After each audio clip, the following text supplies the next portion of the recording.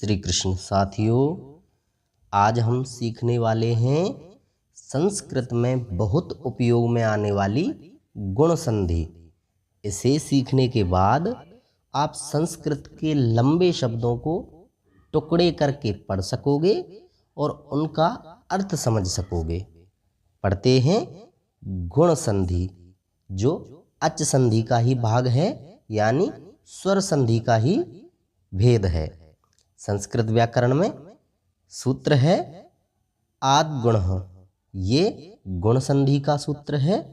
इसका मतलब है कि संहिता यानी संधि के विषय में अ और आ वर्ण के बाद, यानी ए और आ इनमें से कोई भी एक वर्ण के बाद या ह्रस्व ई या दीर्घ ई आ जाए, या उ आ जाए, री ह्रस्व और दीर्घ कोई सी भी री आ जाए, या लरी वर्ण, इनमें से कोई वर्ण होने पर पूर्व वर्ण और पर वर्ण यानी पहले वाले ए आ और बाद वाले ई उ री री, इन वर्णों के स्थान पर गुण संधि एकादेश यानी अ ए ओ, ये गुण संज्ञक वर्ण हैं, ये हो जाते हैं।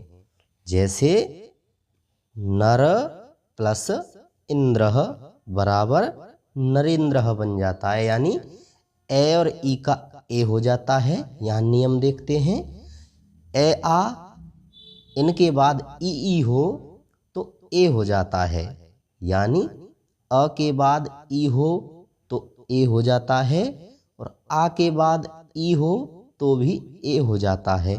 ह्रस्व अ या ह्रस्व ई और दीर्घ अ या दीर्घ ई, इनके स्थान पर एक होकर ए हो जाता है। आगे देखते हैं, अ या आ के बाद उ या उ कोई भी एक हो तो ओ हो जाता है। अ या आ के बाद ह्रस्वरी और दीर्घ री, इनमें से कोई भी हो तो अर हो जाता है। इन दोनों के स्थान पर एक मिलकर अर हो जाता है।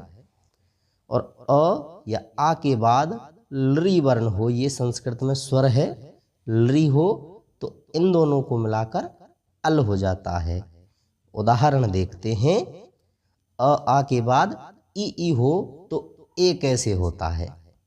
जैसे उप प्लस इंद्र, ये शब्द है, इनको मिलाना है तो यहाँ उप शब्द में जो प है, इस प में से अ अलग हो जाएगा, यानी इसमें अ मिला हुआ है। कोई भी व्यंजन बिना स्वर के नहीं बोला जा सकता, तो इसमें स्वर मिला है, प में से अ मिला है, और बाद में इंद्र में ई है, तो अ के बाद ई आ गया। तो अगर ऐसी स्थिति कभी आए तो उनको ए हो जाता है, यानी ए के बाद ई आ रहा है। इस प में ए के बाद ई आ रहा है तो इसको ए हो जाएगा। तो देखते हैं, उप और ई को स्थान पर ए हो गया और इंद्र, तो इनको मिलाकर लिखेंगे तो उ प पर ए की मात्रा और इंद्र उपेंद्र, इस तरह शब्द बनते हैं। जैसे गजेंद्र, नरेंद्र, ये शब्द होते हैं। जैसे न प्लस इति अ और ई ए हो जाएगा तो बनेगा नेति। ऐसे ही महा प्लस इंद्र, यहाँ पर महा को अलग अलग करके लिखते हैं। म में अ मिला हुआ है और ह में आ, ये आ है, आ और यहाँ है ई, आ और ई मिलकर क्या होते हैं, ए हो जाते हैं। तो ये दोनों इनके स्थान पर ए हो जाएगा। मह ए इंद्र, ह आधा हो गया क्योंकि इसमें से आ निकल गया है, तो इसके स्थान पर ए की मात्रा लगा दी जाएगी आ के स्थान पर, तो बनेगा महेंद्र। इस तरह से संधि होती है। ऐसे ही अन्य उदाहरण दिए हुए हैं, आप देख सकते हैं। जैसे उमा प्लस ईशः उमेशः, ये भी गुण संधि का ही उदाहरण है। आगे देखते हैं, अ या आ के बाद उ या उ हो तो ओ कैसे होता है।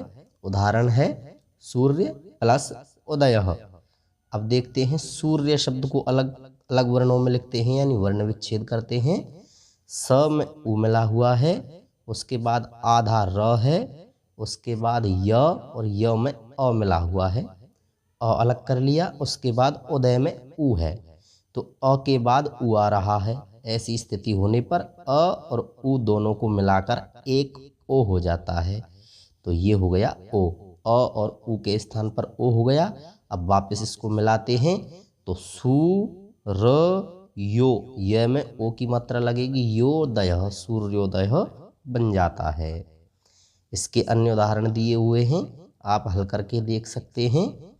अगला नियम है इसी का, अ या आ के बाद ह्रस्व री यानी छोटी री और बड़ी री हो तो दोनों को मिलाकर अर हो जाता है। देखते हैं, कृष्ण प्लस रिद्धि। यहाँ पर कृष्ण शब्द में ण के अंदर अ मिला हुआ है और रिद्धि में बाद में री है। तो अ के बाद अगर री आ जाए, अ के बाद री आ जाए, कोई सी भी हो छोटी या बड़ी, तो अर हो जाता है। तो इन दोनों के स्थान पर कर देंगे अर। अब इसको वापस मिला देंगे तो कृष्ण, इस ण में अ मिल जाएगा, र आधा है तो ऊपर चला जाएगा, तो कृष्णर्धि इस प्रकार सिद्ध होता है। आप अन्य उदाहरण करके देख सकते हैं। ये दीर्घ री का उदाहरण है, जैसे प्रथम प्लस रीकारः।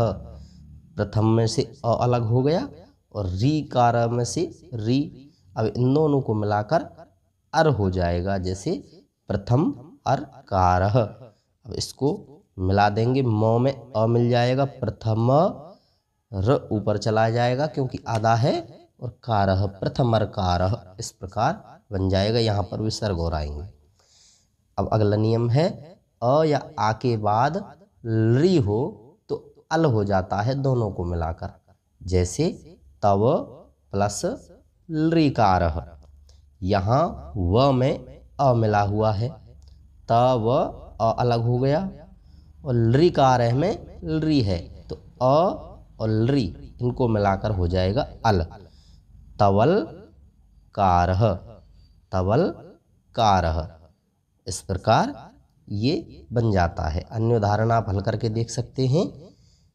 इसी प्रकार संस्कृत पढ़ना सीखने के लिए एवं संस्कृत व्याकरण सीखने के लिए चैनल को सब्सक्राइब करें, वीडियो को लाइक व शेयर करें।